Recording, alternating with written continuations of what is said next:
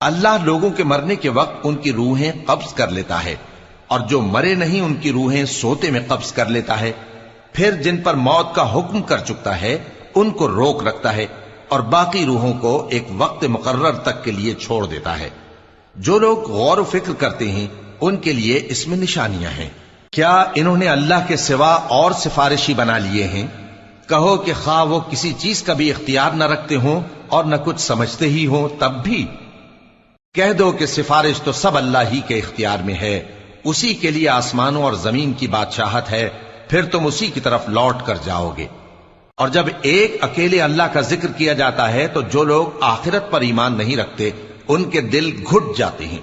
اور جب اللہ کے سوا اوروں کا ذکر کیا جاتا ہے تو فوراً خوش ہو جاتے ہیں۔